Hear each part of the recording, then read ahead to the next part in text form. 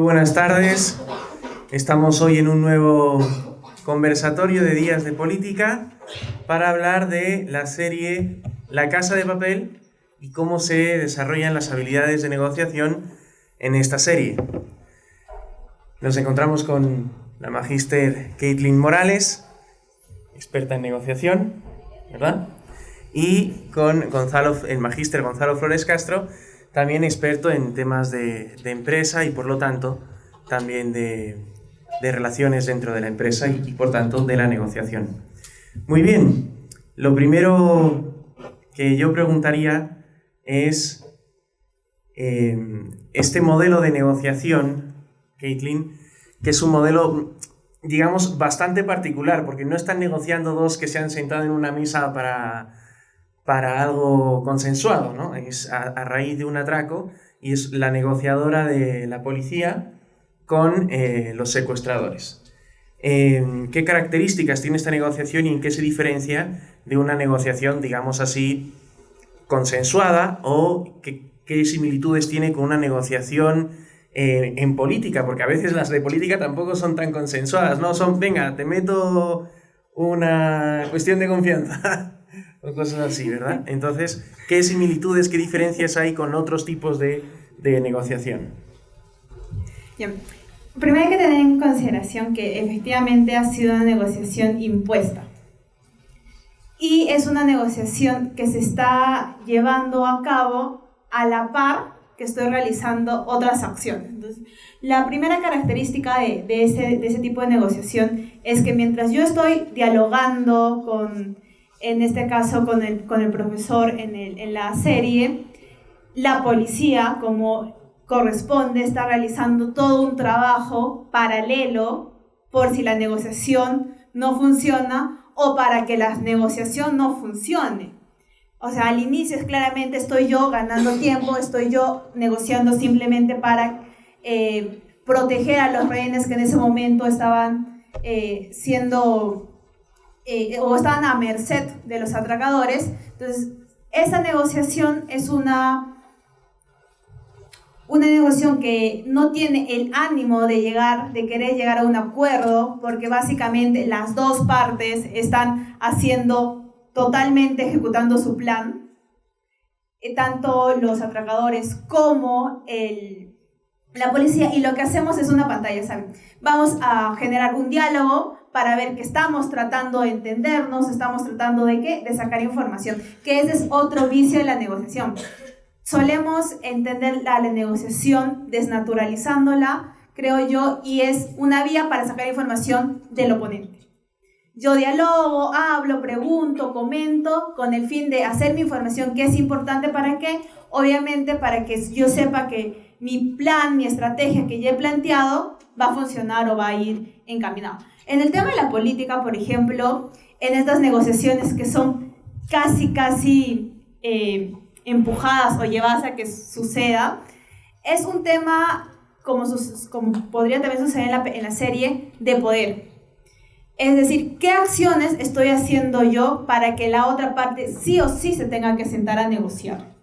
La negociación, como todo método alternativo de solución de conflictos, ha de nacer del consenso, es decir, de la libre voluntad de querer negociar y en todo el proceso existir esa libertad plena de sí, quiero negociar, y en el momento que no exista, pues ahí acaba la negociación. Entonces, en política a veces se hace escenarios donde las personas son casi obligadas a sentarse a negociar, y puede ser por varias cosas. Dentro de la estrategia de negociación, acorralar a un oponente de tal manera que su única vía sea supuestamente el diálogo, es una estrategia común también, sobre todo en las negociaciones duras, en las que no se busca ganar, o en las integradoras, sino en las que están basadas solamente en posiciones que tampoco contribuyen a tener una buena relación. Porque yo me puedo sentar a negociar, pero luego esa relación está desgastada, quebrada, ya no se puede volver al diálogo, y esas son consideraciones que no siempre se tienen al momento de decir vamos a negociar de manera dura. Genial.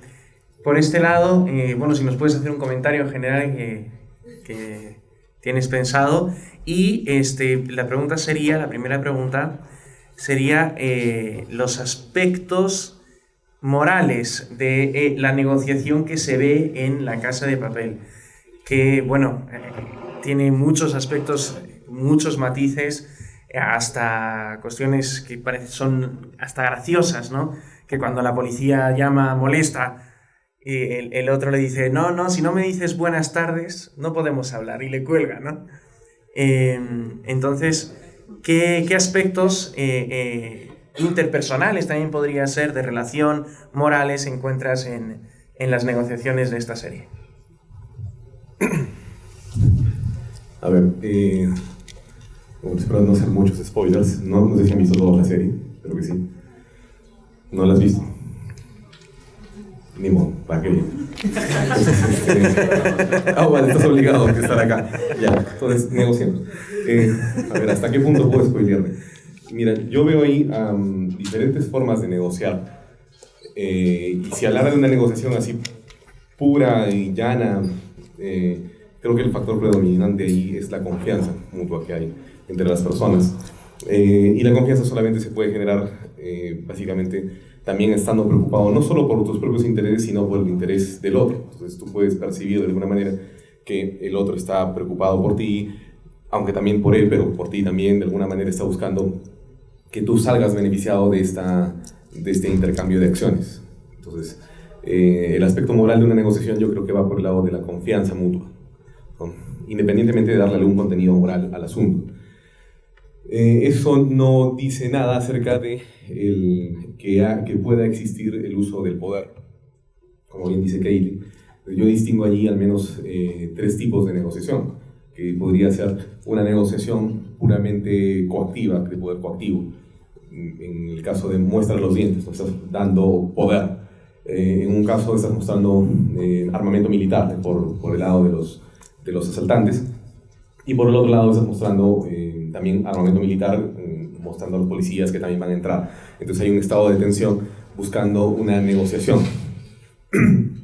Pero no solo es la única forma de negociación, también puede ser por un poder persuasivo, que en este caso lo está aplicando también el profesor con la policía, la negociadora. Raquel, perdón, no me acuerdo su nombre, ¿no? Pero como era, básicamente la va a buscar aparte, ¿no? Y de alguna u otra manera también las está manipulando hacia sus propios beneficios. Y en ese sentido está utilizando un tipo de negociación que va hacia otro tipo de poder que no es coactivo, sino más bien persuasivo. Y por último, también hay un tipo de negociación que se da al final, y ahora sí también se los digo, los que no han visto la serie, que es el ejemplar. Básicamente la convence a Raquel de que lo siga el profesor y que se una a su banda de asaltantes prácticamente, no porque le esté obligando con un arma, no porque le esté persuadiendo de otra manera, sino porque por algún tipo de ejemplaridad que él da o algún tipo de liderazgo que él tiene frente a otras personas, ella se ve convencida de que debería optar por esa opción y lo sigue a él. Entonces se convierte al bando asaltante, por así decirlo. Pero no por poder, simplemente por ejemplaridad. Y en ese sentido, ese sería otro tipo de negociación que también se puede ver en La Casa de Papel. Ahora, si hablas desde el punto de vista moral, yo te diría de que sin la ejemplaridad, el solamente uso de poder para la negociación se vuelve inmoral. Entonces, si no hay un aspecto de que en la negociación tú también estás buscando que el otro tenga algún tipo de beneficio, el solo uso del poder ya cae en un abuso del poder. Y ahí sería el aspecto inmoral de cualquier negociación. Muy bien. Hablabas del win-win, aquí hablaban de confianza, o sea, del ganar-ganar, perdón, que lo diga en anglosajón. Hablando del ganar-ganar y de la confianza. Y bueno, también aprovecho el spoiler que ha hecho Gonzalo para sumarme a él. ¿Cómo son las relaciones a la hora de la negociación? ¿Qué tan diferente es una negociación cuando conoces a la otra persona, cuando no la conoces? ¿Cómo varía la negociación en la serie misma cuando la relación se vuelve personal? Cuando la madre de la policía ya no es la madre de la policía enemiga mía, sino que es un ser al que podría llegar a querer. etcétera. ¿Cómo se manifiestan los cambios en las negociaciones con los diferentes estados internacionales entre las personas? Cuando nosotros negociamos, y eso hay que tenerlo presente siempre, generamos patrones. Un patrón viene a ser, digamos, una forma como nosotros negociamos en base a qué valores, si es poder, confianza, relación.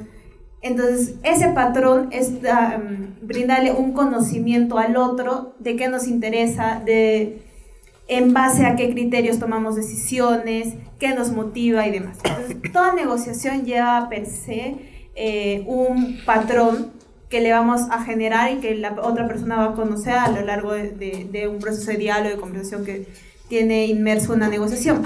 Entonces, sí tiene gran influencia conocer a la otra persona, porque ¿qué conozco? Ya conozco sus patrones. Independientemente voy a conocer a la persona en el sentido de su personalidad, sus intereses, sus temores, por ejemplo, las inseguridades. Todo eso nos da elementos que podríamos trazar una negociación, por ejemplo, empezando a tratar temas mucho más emocionales o apelantes, por ejemplo, para persuadir, conocer qué le gusta, qué le enoja, cuáles son sus temores. Podría ser por ahí una persuasión que nos da mayores elementos cuando tú conoces a la otra persona, y cuando hay una relación más estrecha ya en el sentido, como sucede en la serie de cariño, igual él, creo yo, no deja de ejecutar su estrategia. Hasta el momento que comentaba Gonzalo, que él decide hacer algo que sí estaba fuera de su plan, que es hablar con ella, y también porque ya se ve más o menos como que encarado por la situación, decide confesarle por qué hizo lo que hizo, ¿no? A qué razón se debió este interés de querer atracar o robar un dinero que no es de la población. Dice, yo no estoy haciendo daño a nadie, ¿no? Entonces le trata de hacer ahí un juego, creo yo, moral, del bien, de qué es bueno, de qué es malo, y ella termina cediendo frente a este argumento que le hace el profesor.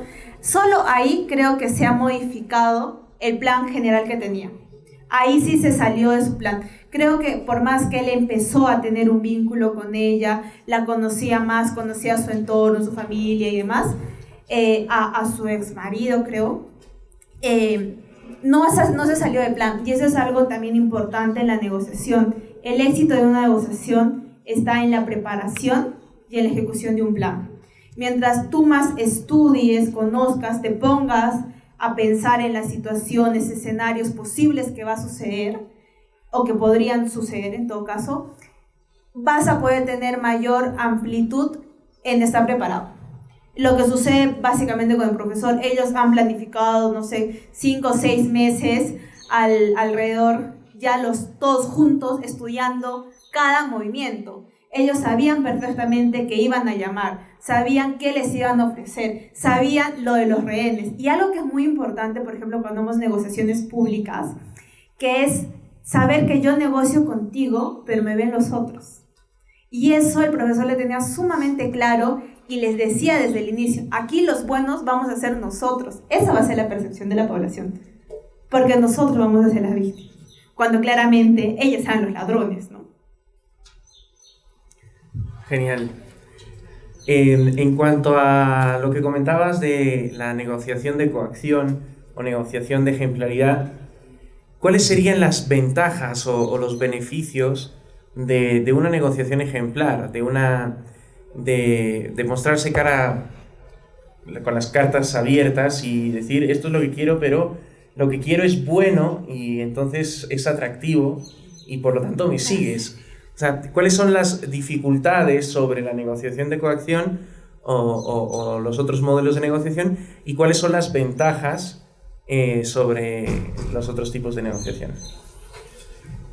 A ver, ventajas y desventajas de estas cosas. Si solamente negocias por poder coactivo, el resultado allí va a ser de que cada vez vas a necesitar mayor poder coactivo. Entonces, si tú negocias por el lado, digamos, armamentista, ¿no? Entonces no vas a invadir los países que yo tengo conquistados, Muy bien, ¿por qué? Porque tengo esta cantidad de armas o bombas nucleares o lo que tú quieras. Y el otro lo que va a hacer, entonces yo te igualo o te supero. Y perdiste, ¿con qué negociar? Entonces el otro, ¿qué va a terminar haciendo? Va terminando teniendo una carrera armamentística, básicamente, para poder negociar realmente. Entonces, en ese sentido, la dificultad de un poder coactivo va a ser de que en el largo plazo siempre vas a necesitar mayor poder para poder negociar. Y en ese sentido es un modelo inestable. O sea, nunca vas a poder terminar, poniéndote de acuerdo, y es un gasto innecesario incluso. Dentro de lo que sería el poder persuasivo también en el largo plazo es un poco inestable, aunque es mucho mejor, ¿no?, que haya un interés mutuo, aunque yo no esté interesado en lo que le está pasando al otro, sino que solo me interese lo que me está pasando a mí. En el fondo esto puede volverse un poco inestable en la eficacia que vas a darse en el futuro. A veces vas a ganar, a veces vas a perder, porque lo que estás buscando básicamente es que el otro esté a favor de ti de una manera interna, y la estabilidad interna de las personas suele ser bastante variable, o sea, va cambiando en el tiempo. Y el de la ejemplaridad, a mí me parece que es el más potable. Incluso yo creo que es la condición sine qua non de que haya cierta ejemplaridad, es decir, que haya cierta preocupación por que el otro también salga ganando en esta mesa de negociación para que pueda haber realmente una negociación. Si no va a haber realmente una negociación. O sea, eso no quita, por si acaso, a que haya un uso lícito del poder para poder ponerte a negociar. O sea, si hay un uso lícito. ¿Yo qué diría sobre ese punto? Que hay que tener cuidado también con la ejemplaridad, porque también tiene su lado difícil, que es, una de las definiciones de amor que a mí me gustan bastante, es: amar es darle las armas al otro para poder destruirte. Que también es una manera negativa también de verlo, ¿no? Entonces, claro, porque te abres tanto que te vuelves vulnerable, que te vuelves hiper vulnerable al otro. Ya, en el caso del matrimonio eso está muy bien, ¿ya? En el caso quizás de tu amigo X, tu mejor amigo, también está muy bien. Pero si estás hablando de otras personas, yo diría también de que hay que acordarse de que hay cierta malicia en el corazón de la gente, o de que hay el pecado original, o como cualquiera quiera verlo. También hay que ciertas cosas saber guardárselas, y si bien es cierto ser ejemplar, al mismo tiempo saber ser astuto en la negociación. Un uso adecuado del poder, pero sin dejar de ser ejemplar. Entonces, solo la ejemplaridad te vuelve un bonachón inútil, que en el fondo probablemente todo el mundo va a pisotearte. Te vuelve complaciente, sí, como un estilo de negociación. Astuto como serpiente, pero sencillo como paloma. Sí, yo diría algo así. Muy bien.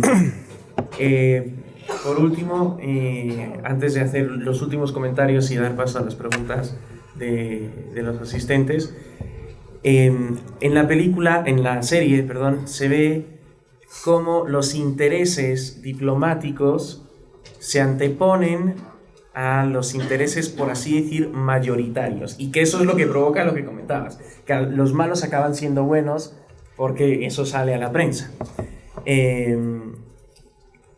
¿Cuánto puede un Estado anteponer los intereses diplomáticos, los intereses estatales, por sobre los intereses de los ciudadanos? O sea, entre salvar a uno o salvar a un montón de gente, preferían salvar a uno porque les evitaba un problema diplomático con Inglaterra, si no me equivoco, con Reino Unido. Entonces, ¿cuánto es lícito para un Estado anteponer sus intereses o anteponer sus conveniencias diplomáticas por sobre el bienestar de una población mayor? Esta decisión que tiene que tomar el Estado, hay que decirlo, es complicado, porque al momento que la policía ha sabido de esto, lo primero que ha tenido conocimiento es quiénes eran esos rehenes. Y sabiendo de quiénes eran esos rehenes, y ya cuando toman conocimiento que está la hija del embajador, ahí la señorita Parker creo que se llamaba, que era una de las rehenes, claro, efectivamente una prioridad era mantenerla a salvo a ella junto con los demás rehenes, porque todos eran personas a las cuales hay que proteger. Yo creo que el inconveniente no viene en la decisión que se toma de priorizar a una persona en relación con las otras. Es complicado, por el otro lado, mantener ahí una decisión, por así decirlo, clara frente a la policía y decir, prioridad es ella, porque básicamente eso fue lo que se dijo, y no poder manejar el tema de las relaciones diplomáticas, que son negociaciones internacionales puras, donde más negocias uno pues justamente en el ámbito diplomático, es decir, yo estoy haciendo todas las medidas, estamos tomando todas las medidas de seguridad, estamos haciendo esto, lo que será, comentar qué se está haciendo para que esto no llegue a suceder. Y como me importa tanto la hija del embajador, me debe importar tanto los demás rehenes, ¿no? Porque sí va a suceder que la población, como ellos han percibido en la serie, hay gente que parece ser más importante para el Estado, cuya vida sí hay que proteger y cuya otra no. Entonces eso como Estado quita el foco del bien común, de comprender también que como Estado cuál es tu rol es de proteger a toda la comunidad. Y en esa medida que yo protejo, estoy haciendo acciones para salvar a todos, ¿no? Nosotros no vemos mucho, cuando se ve en la serie, las negociaciones que se tuvo con la embajada. Solo se ve un tema de presión, una presión clara, que también es real, que sucede cuando hay conflictos internacionales, pero que ahí es donde se da la verdadera negociación. Ahí sí hay posibilidad de negociar. En cambio, en el tema de la policía con los atracadores, esa es una estrategia que tiene apariencia de negociación, que lo que sirve es dar tiempo a la policía. ¿Para qué? Para que intervenga. Por eso la primera acción de la policía es mostrar todo lo que es capaz de hacer para que los atracadores se asusten. Y eso no es una negociación en sí misma, ¿no? Perfecto. ¿De esto mismo? Hago la pregunta y metes... Dale. En cuanto a la reacción del profesor con la prevención que hace y la planificación que comentaba la profesora Caitlin, es interesante cómo él planeó y planificó todo con respecto a las reacciones de la policía, a las reacciones de los rehenes, a las reacciones de la sociedad, pero lo que rompió su plan fue básicamente el problema. No, pero los problemas proceden de su propio equipo, de que una se enamora con el otro, de que el otro tenía una enfermedad que no se sabía, de que decide romper la primera regla, sin hacer spoiler, etc. La mayoría de los planes se desbaratan, no porque el plan fuera malo, sino porque no tenía controlados las reacciones de su mismo equipo. Y luego también, al principio de la serie, parece que el profesor tiene ciertas dificultades de relación con los demás. En cuanto una chica le hace un guiño, pues se ruboriza y demás, pero luego acaba siendo pues un hombre verdaderamente persuasivo y un, digamos, manipulador muy bueno, ¿no? Y negociador. ¿Cómo se ve todo eso de la planificación interna? ¿Cuáles son las debilidades ahí? Y de la relación, un poco ahondar en la personalidad del profesor. A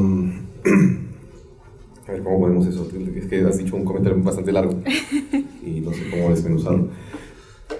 Ya lo primero que les diría es que, no existe un plan perfecto, al menos no humano, siempre hay contingencias, y si al menos los seres humanos somos libres, no va a existir, no vamos a poder diseñar jamás un plan que sea absolutamente perfecto y que pueda absorber cualquier tipo de contingencia. En ese sentido, si vas a ir preparado a algo, necesariamente tienes que tener un plan B, C, D, y aún así puede fracasar. Entonces, Lo peor que puedes hacer es ir a una mesa de negociación no preparado. Eso sí, es de cajón. O sea, no, necesitas ir preparado, necesitas ir también mostrando algo de poder, algo de músculo. Pero tienes que también saber de que esto puede no salir mal, ¿no? Si al final el otro no quiere y se acabó. Sí diría lo siguiente, en ese sentido, necesitas la presencia real de los sujetos para que algo se ejecute bien. Una cosa es el plan abstracto y otra cosa es lo que está pasando en la realidad. Es muy fácil decir pues que a toda la gente, bueno, acaba y vas y que vayan y caben, ¿no? Pero otra cosa es estar allí, que es lo que realmente está pasando mientras van cavando. Entonces, en ese sentido, por esa razón, pueden darse algunos problemas reales, como puede ser que el profesor está en su casa o en la base, mientras que los otros están en la Casa de la Moneda, y ahí va a tomar el mando Berlín, ¿no? Y es incontrolable porque de hecho tampoco no estás tú. Entonces, ¿cómo puedes manejar esa no presencia? ¿Cómo podrías manejarla de tal manera de que tu falta de presencia haga que el plan se ejecute? Entonces eso a mí me parece que necesitan siempre las relaciones o el contacto directo con las personas, el refuerzo del contacto como para poder hacerlo. Y la otra es el problema del gobernante filósofo, ¿no? Que es no debería existir, ¿no? Yo no creo que el filósofo debería ser rey, que es el problema en Platón. Entonces, ¿quién debe ser rey? Debe ser rey el hombre prudente. Y en este caso, ¿quién está gobernando? El rey filósofo, que sería el profesor. En cambio, quien tenga más carácter al final va a terminar gobernando. Y en ese quién va a ser el que tiene más carácter, va a ser Berlín. Aparte que tiene armas, ¿no?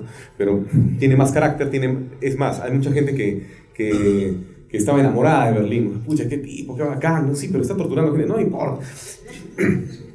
No, yo quisiera estar con él. ¿Seguro? Sí. ¿En serio? Ya, porque, a decir verdad, ya, el hombre con carácter va a terminar gobernando sí o sí. Entonces, yo diría ahí que no basta con la planificación, sino que tienes que ir ganando experiencia en la vida para poder ganar las virtudes necesarias como para poder no solo gobernar, sino también poder negociar. No solo es estudiar. Entonces, tienes las 2 maestrías en Estados Unidos y un doctorado en ¿qué te digo? En Reino Unido, y de pronto sales y está muy bien que seas profesor universitario, pero en el fondo quizás no vayas a saber negociar ni una sola vez en tu vida, ni con tu mujer, ni con tus hijos, ni en... Yo diría que ahí tienes que equilibrar un poco el tema de la virtud moral, que es práctica. Perfecto, un último comentario y empezamos a recoger las preguntas, Juan. Empezamos a recoger las preguntas para un aprendizaje, algo que nos sirva para la política, para el Perú, para la vida cotidiana, algo que nos sirva en cuanto a negociación, si puede ser, respecto a esta serie. No me aguanta de comentar algo respecto a lo que dijo Gonzalo, que es que aún así siendo Berlín hubo un amotinamiento y lo dirigió Nairobi, me parece, que es una mujer con carácter también, que justamente tenía una legitimidad de elección de ese momento. Entonces también es interesante ver ya por el tema del poder y del liderazgo dentro de la serie, ¿no? Que por eso podríamos conversar también sobre el liderazgo y el poder. ¿Qué te deja la serie, creo yo, como aprendizaje? Lo primero, con la salvedad de que efectivamente nada es perfecto porque está hecho justamente por nosotros, los humanos. Es básico que en una negociación nosotros estudiemos, podamos tener el mayor conocimiento frente a la persona con la que nos vamos a enfrentar. En este caso, el profesor había estudiado a detalle cuál era las maniobras que iba a hacer la policía y se las sabía y tenía respecto a eso claro que iba a hacer él. Eso por un lado, la planificación y la preparación es la clave de la negociación porque nos permite poder dar mayores opciones y que la negociación no se nos caiga a la primera circunstancia no planificada. Pero por el otro lado, había una pregunta que tú hiciste, Javi, que fue ¿cómo nos mostramos así medio vulnerables en la negociación para decir nuestros intereses? Y eso es algo que siempre es un cuestionamiento para los negociadores. ¿Digo o no digo mis intereses? Porque hay una negociación, esa que decía Javi, de win-win, ganar-ganar, que está justamente basada en que tú puedas expresar tus intereses y puedas conocer los intereses del otro. Y en base a eso, pues llegar a un consenso. ¿Quién dice primero la información? ¿Quién dice lo que quiere, lo que no quiere? ¿Quién se muestra, como también comentaba Gonzalo, vulnerable? Y yo creo que ahí tiene mucho que ver la relación que tú tienes con la otra persona. Por eso yo soy de la idea que una negociación no entra simplemente a hablar de números y ya.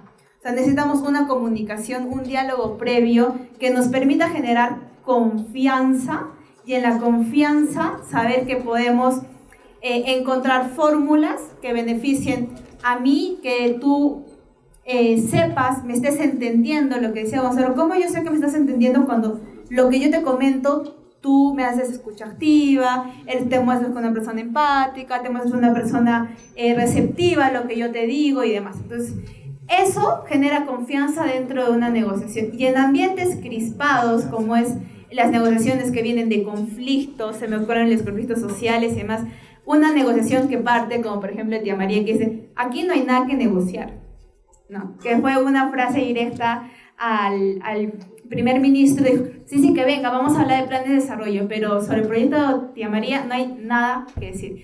¿Cómo poder empezar hablando, preguntándonos por qué, haciéndole las preguntas de sus posiciones? Lo que la gente te va a venir a decir son posiciones, y yo creo que ahí el profesor es muy hábil, porque él no empieza hablando del atraco.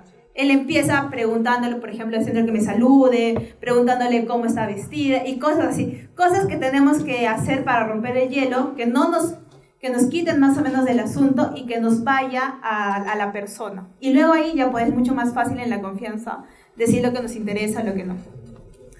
Perfecto. ¿Una enseñanza que deje la serie? Misma pregunta. Mira, yo creo que la serie es algo así como ver El Padrino. En el fondo parece que termina dejándote enseñanzas, pero al final terminas apoyando una familia mafiosa, ¿no? Entonces te encuentras en una situación en la cual dices, yo quisiera ser Michael Corleone. No sé si han visto El Padrino, mírenla por favor, es un clásico, es buenísimo. Ya, pero en el fondo tú quisieras ser un mafioso y mandar matar gente y estar robando el dinero. Claro, no vendemos drogas a los niños, pero ganamos con las apuestas y la prostitución. Es saludable. No sé, igual yo me siento en esa situación cuando miro La Casa de Papel. Digo, ya, ¿qué cosa positiva le puedo sacar a esto?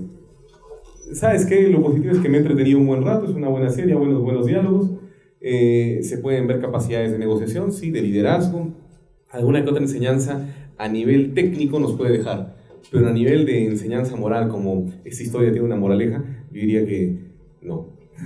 No le encuentro una enseñanza a esta serie a nivel moral, y por eso creo que voy a ver la 2 para que los terminen de matar a todos, ¿no? Porque sinceramente la 3. En la 3, ¿no? Vamos a ver qué pasa allí, ¿no? Y nada. Preguntan, ¿cómo influye la opinión pública en esta situación? Podríamos decir, ¿cómo influye la opinión pública en las negociaciones de un Estado democrático, que vive un poco de la opinión pública? Sí, y en la opinión pública voy a hacer también un paréntesis respecto a los medios. Nosotros como negociadores tenemos que tener claro qué información brindamos a los medios.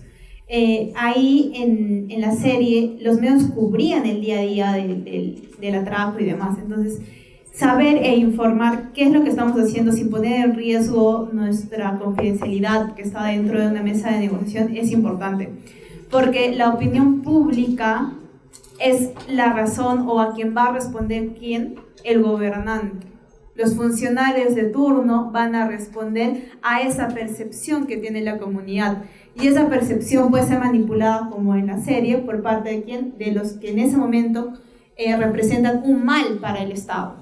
Entonces nosotros tenemos que brindar información a esa misma población y para eso los medios ayudan, para que ellos sepan qué es lo que el Estado está haciendo, cómo está garantizando, por ejemplo, la salud, la integridad, la alimentación de los rehenes y demás. Y en una negociación respecto a otro tema, también es importante saber qué nos preocupa, qué es lo que queremos, que tenemos disposición de diálogo y demás, sobre todo cuando no hay rehenes, ¿no? Y vuelvo al tema de que las negociaciones que hace el Estado, que siempre son en temas de conflicto, saber que tenemos gente capacitada, que estamos con la comunidad, que no estamos obviamente parcializados ni con una ni con otra de las partes que están dentro del conflicto. Muy bien, y última pregunta, ¿cuál es el límite para ceder sin perderlo todo en las negociaciones? ¿Cuál es el límite? Hay un límite por ahí.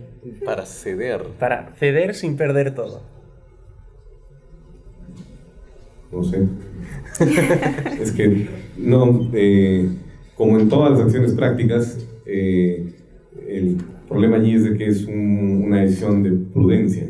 No es que hay una fórmula mágica, es hasta aquí. No.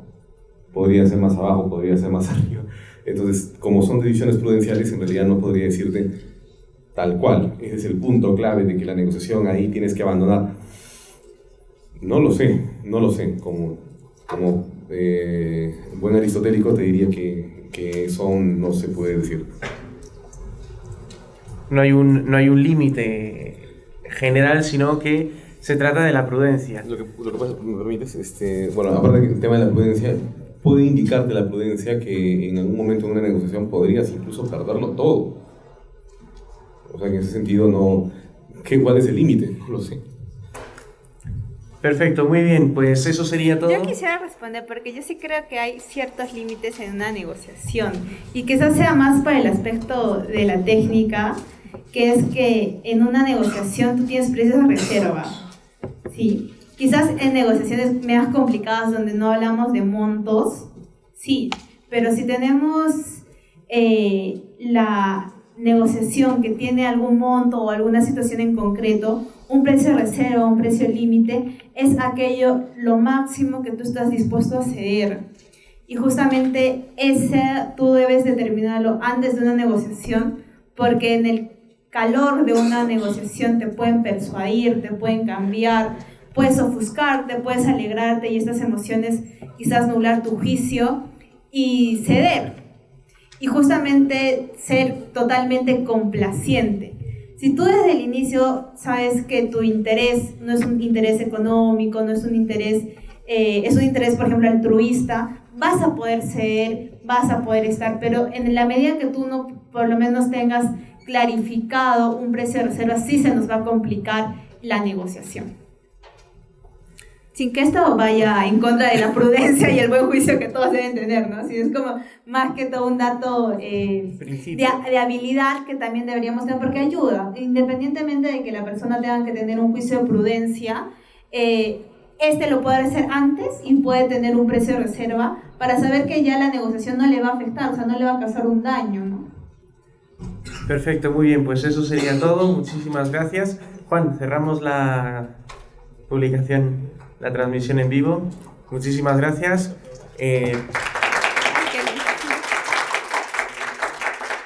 Tenemos la semana que viene un conversatorio sobre derecho urbanístico y volveremos seguro con temas más mediáticos en el futuro.